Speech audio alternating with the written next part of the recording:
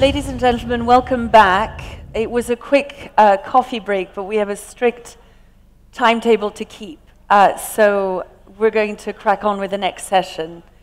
And this time we're going to be looking much more specifically at the case of Morocco, its economy, attracting foreign investments to this country, but also what the keys are to attracting foreign investments to other countries on the African continent. And I have the great pleasure of welcoming to this stage in just a moment Morocco's industry minister. But first of all, a quick film.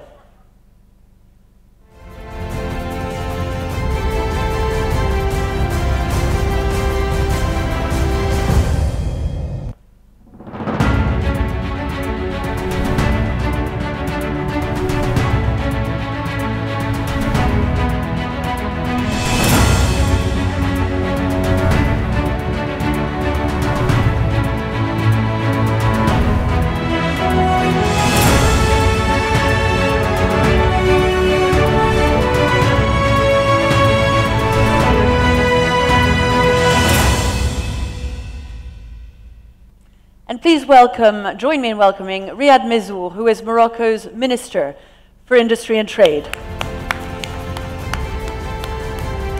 Minister, how do you do? Hello, nice to meet you. Please come. Yes, please. Thank you so much, Minister. We're so happy to be able to chat to you about these investment possibilities, opportunities, challenges on the African continent. We're going to begin with Morocco.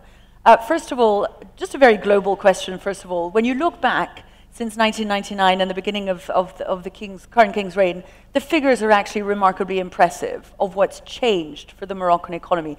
Life expectancies raised by 9 years, per capita incomes doubled, schooling time has doubled. What has been the key to Morocco's economic transformation over that 25-year period? One word. Maybe this one? Yeah. Let's try that. One word, single word, monarchy. Monarchy, really? The stability that it brings, Minister? The stability, the long-term vision, dedication to project. We do not change our policies with governments structurally and dramatically. We have visions for 20, 30 years in Morocco. We are already working on the vision for 2035 now. So stability, vision, and dedication, hard work. So to be clear, we all know what's happening with the demography. We all know what will be our demography within 5, within 10, within 20 years in the continent. We knew that also in Morocco, and we had to prepare heavily to be able to sustain development and to maintain or to develop social ability to be a driver of this development.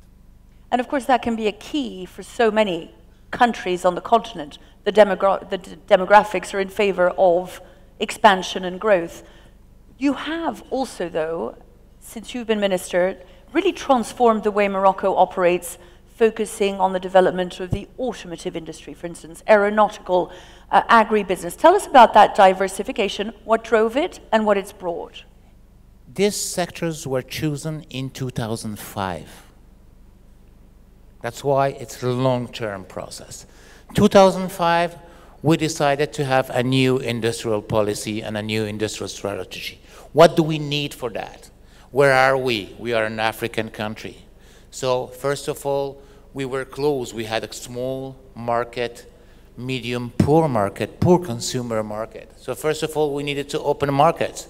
So we signed free trade agreements with more than 100 countries to give access for investors to more than 2.3 or 2.4 billion consumers, first of all.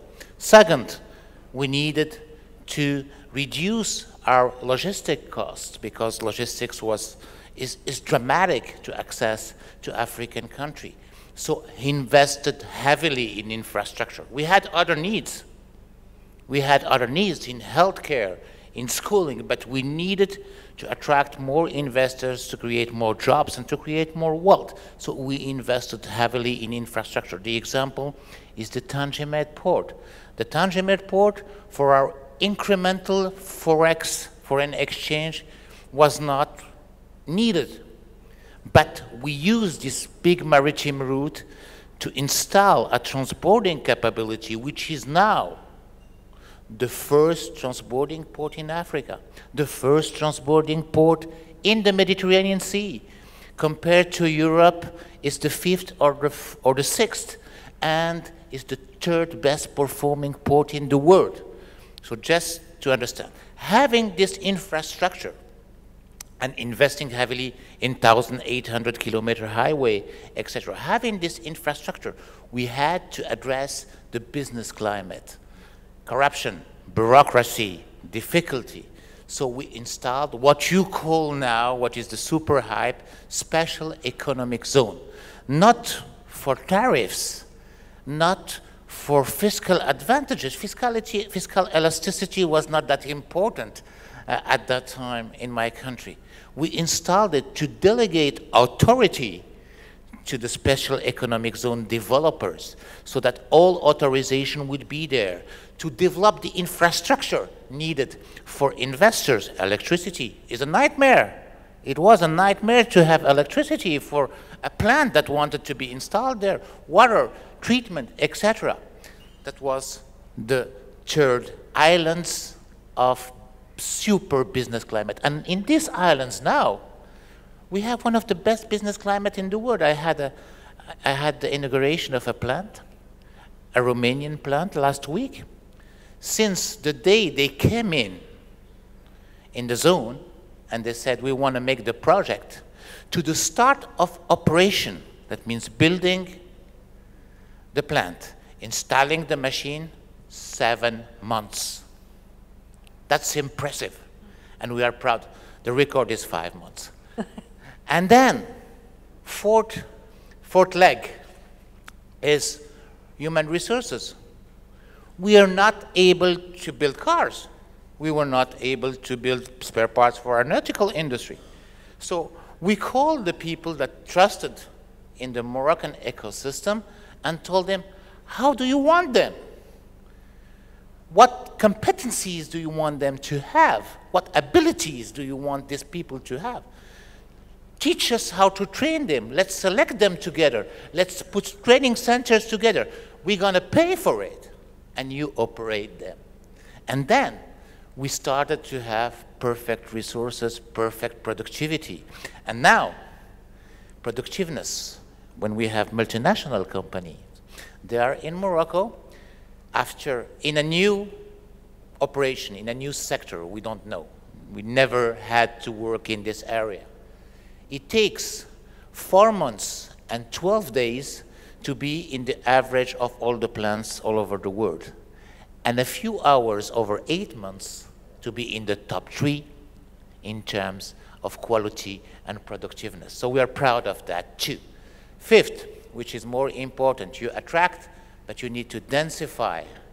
You need to build ecosystems. You need to make them work together. You need to implant the industry and make it live and increase its productiveness. So we worked on ecosystems. So we went to plants, or to investors that are there. Who are your suppliers? Who are your customers? Who are your side industries in the complexity map, so that we can densify, and we have more than 55 ecosystems and building an ecosystem every month. So this is more or less how we did it. It's a really impressive record. I'd like you to tell us a little bit more specifically about the automotive industry now. One of the remarkable areas of growth for Morocco has been its capacity to build cars for a number of different brands. How did that come about? What did it involve, and what was the key to successfully developing that? And you're going to need a lot more investment to continue growing it. What's your plan? Well, first of all, key, still the same word, monarchy. So we have an ambitious king that convinced the first OEM to install the plant in Morocco. And we did everything to attract the first OEM, even co-invested, and prepared everything to be able to attract this first OEM. Once we attracted him, we wanted to make sure it is a success. So we did what it takes so that it will be a success. And we attracted the ecosystem. So we have now more than 250 suppliers in the ecosystem. Integration rate in Morocco, that means the value of the parts that are built in Morocco that enter into a car will reach 69%. 69%. And this is what makes our competitiveness. And now in the car manufacturing, our competitiveness is at the same level compared to China. We are in the same level compared to China here in Morocco, and we are proud of that. So what is the future? 700,000 capacity, 700,000 cars capacity per year. Next year, it's undergoing. We will reach the 1 million. So we have 300,000 capacity under construction now. That means the capacity of a country which is internationally known as a car producer like Italy. In the coming 4 years, we will reach 1.4 million. And we aim, we hope, this is what is planned, already planned, signed, and ongoing. And our target is to reach the 2 million by 2030. This is for the car construction. Then we have the transition to EV. And we are building the complete value chain for EV. That means going from gigafactories, which you hear about, which is assembly to make cells and modules. But we also we will produce, by the end of this year, in the next few weeks, the first Moroccan cathode. Just to give you an example, the battery represents between 30% and 40% of the value of a car. The cathode only represents 40% of the value of the battery. And we will have the complete value chain from the chemical to the car. And you have probably 5, 6 countries in the world that has this value chain. So we'll produce the first cathode, the first anode, the electrolytes, the separators, and the assembly and the car. Is that the sort of virtuous cycle that is created? You attract these investments, you become a hub for the automotive industry, and then you become an innovator in the automotive industry. Is it about the training of your own people, the formation, the fact that people become specialized in this? Our people are our key assets. And it's true, in terms of innovation, we had a transformation too.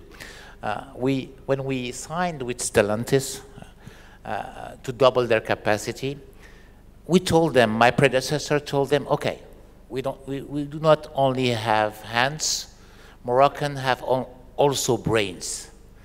We will not commit, but we will put an additional line. It was in 2017. We will put an additional line that by year 2023, we will work together on develop a team of 1,500 engineers that will work on R&D for you. By the end of 2023, we'll reach 4,500 that were working for Stellantis and a community of 10,000 engineers working for R&D in automotive. We are designing now for all the brands, English brands, German brands, American brands, here in Morocco, in Casablanca, or in Rabat, or in Fez, or in Kenitra. And our designer won, I can say it, won some competition against Pininfarina, and I'm very proud of that. It's really impressive. Do tell us, Minister, you mentioned the ecological transition in the shape of electric vehicles. Morocco is one of the countries also facing challenges as a result of climate change. You've had a series of droughts. 2022, I understand, was a particularly difficult year where water scarcity was such that it was about drinking water. So this is a priority for your country as it is for others. How much of an opportunity do you represent that move towards the green transition represents for your country? Well, if I'm looking about the global management, Morocco has always faced in his history, long history, difficulty to access to water. So we have a water management system that is evolving. We are going to desalinization, as you know, big programs. We have now a capacity for desalinization of 200, between 2 and 300. We have a 80 million cubic meter that will start operation or started operation in these last days. So let's say 300 million cubic meter a year. And our aim is to reach 1.7 billion a year by 2027. So a lot of projects with a lot of stations everywhere, a lot of opportunities for the industry. So the industry is working heavily to support access to drink and agricultural water for the people here. The second is, as an industry, as a pure player in the manufacturing sector, it's an advantage for me. It's a real advantage because I'm one of the most competitive countries in the world to produce renewable energy. So who were my competitors before? My competitors were people that had access to hydrocarbon at a low price, that had gas at a lower price, that has oil at a lower price, and they were subsidizing their industry. Their industry were having this energy, be it direct to heat or electricity at a very low price. And I was importing it, and I'm still importing it, and paying it at the normal market price. So these are my competitors. Now I'm able, with the advantage my country has in terms of wind, sun, available land, etc., to produce renewable energy at a lower price and have a better access to markets. So it's music to my ears. So you expect to be an ever greater producer and exporter of these renewables going forward? Absolutely, absolutely. We're not expecting, we are working on it.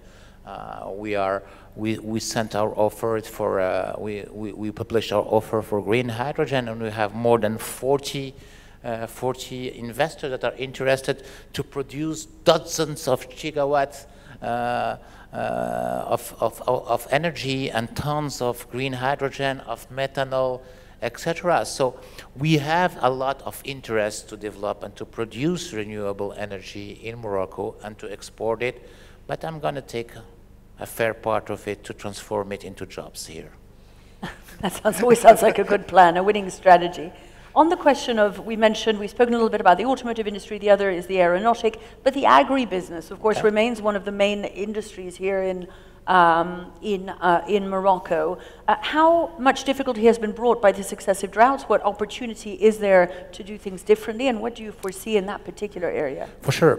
One of the key driver of our industry is the transformation and the valorization of our natural assets, be it in the agribusiness or in the mining business. By the way, Morocco is one of the most important producer of fertilizer based on phosphates, having a market share of almost 40% of it, world market share. So we are very supportive in supporting the food security of the world. So for agriculture, our exports are half-half. So we're exporting more or less $8 billion of food products. Half of it are natural products and half of it are transformed products. So we allocate our water as good as we can, depending on the internal needs and the capacity to give water to agriculture, which is really strictly and heavily managed, particularly in drought period. We are making the transition to have more access to water with this desalinization project and the water transfer project. You know, we have a set of more of 200 dams in the country. And we have a concentration of rain in the north of the country. We are producing also these desalinization units all over the country. And the idea is to continue to produce water based on renewable energy, to feed these dams, and to connect these dams with each other so that we can balance the access to water all over the country, and we can have a more manageable water resources and water access. And then based on that, based on this water map and water access map, we make the land allocation and the crop allocation so that they can the farmer can produce with minimum risks. So we started off this session by talking about the importance of political stability, the monarchy here in Morocco. Of course, not all countries have that. The question of the political environment inside, what do you believe, Minister, are the keys for attracting those investment flows at that critical point when a developing country's economy is hoping to take off and function differently ahead toward a more sustainable green transition, for instance? What's the key? I don't have a magic formula for everyone, but what I know from investors is that, first of all, you need to know who you are. We always hear we have a lot of potential, we have a lot, everything should happen in the continent, everything will happen in Africa, this is the land of opportunity. But we cannot tackle and face the problem and bridge the gap with these investors if we don't know what our weaknesses are. And I started with our weaknesses when I started up discussing about how should we implement, how we implemented the industrial strategy. It was a 20 and 25 years work. And to see, I'm isolated, I need to open a market. I don't have infrastructure to access, logistics is too high, I need to reduce the cost of logistics. I have corruption and bureaucracy, I need to build. If I'm not correcting it, it will take me 2 generations, but I need to create islands of a business climate that are perfect. My resources are not skilled enough, I need to train them the right way and to accept that other people will train them. So we need to look at ourselves with a clear and honest view and tackle each issue one by one. I think for me, this is what made our success in this sector. Sometimes it's difficult to look our faults in the eye, but I hear that that could be a key. You mentioned earlier, and you alluded to them there, these industrial hubs, these economic areas that you were one of the first to create here on the African continent in Morocco, these sort of free economic zones. Tell us a little bit about them, where the idea came from, how they function, and what the benefits have been. So, first of all, we have 16 now all over the... 16 all over the country. So how they're working, they are considered as specific zone, free zone, so there is no tariffs, there are no issues regarding this, but if goods are moving from this zone to other zones, they have to be considered as imports. So this is how it works. Second, management. Management and authorization, all is delegated to the developer inside. There is no discussion, you should go to this administration, this one, and this one, and this one. And we even delegate access to electricity, access to water. So everything is made based on a contract between the government and the developer. We provide the land at a very low price, and then we manage to have the right market price, which is in the contract, between the government and the developer, and we know at what price he will sell to the investor. Second, he's not authorized to sell to anyone. We have a commission because he has some industry that he should accept, other he should not. We have a commission that decide that comes every week, that assess the project. Is it a good project? Is it a valuable project? Is it a project that conforms to the identity of the zone, that will add value to the country? Is it a project that is sustainable, etc.? And after assessment of the project, he is authorized to allocate the plot and start to build. So they have independence, but not total autonomy. Exactly. They have independence. That means in front of the investors, there is no bureaucracy. There is a single point of contact. But to be able to go in it, you have a commission. I mean, it's a small commission. It takes place every week. it's fast, and when you have a problem, when there is a problem, that means there is something we should correct with the investor, and we act directly and quickly. And what is it about them that has helped with the economic growth of Morocco so much? What is their role? What has their benefit been? Innovation, incentive? First of all, is how quick they are to set up a project. I mean, let's look about what happened in Ukraine. What happened in Ukraine, we had a lot of industries that needed to localize somewhere else to be able to serve their consumers. They were looking for other parts of the world. But when you come in Morocco and you can set up a plant within 5 months, and you have the resources at the same time, you have the training facility, you have everything, and you know you can do it. We have the proof of concepts. It's not anymore a concept, it's a reality. So they trust you more, so it attracts more investors. Second, it's an aggregation of competency, of services. So that means shared services are there. They know how to do.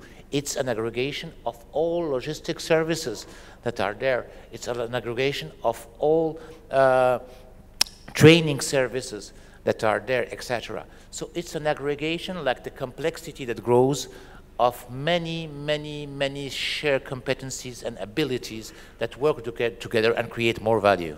Fascinating. Mr. I'd like to move on to this sort of global political atmosphere. There are many countries that are looking ahead to Trump 2.0 and wondering about America first, tariffs, trade wars. How do you feel as a country, first of all, Morocco looking ahead? I know you've got a particular relationship with the United States. And then as a sort of second question, how do you believe the African continent may be impacted or might respond? You know, in Morocco, we deeply love President Trump, because under his presidency, his former presidency, he recognized the sovereignty of my country, of the southern province, and we are proud of that. And so we are in love with this president. So we are not afraid. We are a country, a developing country. We adjust our navigation based on reality. So the most we can do is to understand this reality, look where the wind goes, and try to adjust ourselves to be the most possible performing country. You're not worried of trade wars. I suppose they can also bring opportunities. We are living trade wars since 20 years, and we are adjusting our policies according to these trade wars. We are living a shift in the production. We lived 20 years ago a shift in the production in Asia and even from Morocco, and we adjusted ourselves, and we are continuously adjusting ourselves to take the maximum advantage of what's happening in the world. And your economy is presumably, Minister, particularly poised to resist any contrary global trade winds. We are not in this position anymore. We are ready to resist, but we are not in this position anymore. We want to take profit of any change, of any movement. Minister, looking ahead then to the next part of your strategy, we've been talking in earlier panels about the particular geographic strength of Morocco, positioned as it is so close to Europe and within the African continent, its economic strength, which you've achieved so far already. What do you see going forward as Morocco's role in terms of the African continent's continued development? And again, attracting investments that the continent can continue to grow? So regarding Morocco, our target is simple: multiply by 3 our export in the next 5 years, and continue to develop our integration in different parts of the country. So we're having the Tangier development. Now we're having a new big port in Nador that will be in operation next year, and we will make the same, I hope, the same growth in this region. And then after that, right after that, the Dakhla port is coming in 2027, and this will be the door to the Atlantic for all African countries, and our main asset for the Atlantic integration. So we work heavily on the Atlantic integration. As you know, we have this vision of the gazoduct that is taking place between Nigeria and Morocco. It's not only a transfer of energy. Believe me, it has 13 stations, substations in each country. What does it mean? It means access to energy in each country. It means development of electricity capability production in each country. It means food security. That means development of fertilizer plants in each country and food security. So more energy, more food in each country. So this is strategic and a big development and a big project and a structuring project. Then we have the complete integration in the Atlantic, which is very important for us, and we're trying to build the logistic and the maritime logistic to integrate all these Atlantic parts of Africa. Then we have the access of the inland country, the Sahel country, to the Atlantic, to secure it and to build corridors. So we have propositions, and we worked on these corridors to develop this access to the Atlantic. So our king has a complete vision for this integration, and we will work hard to put it in place. Ryad, Mezzour, thank you very much indeed for your insights. Thank you.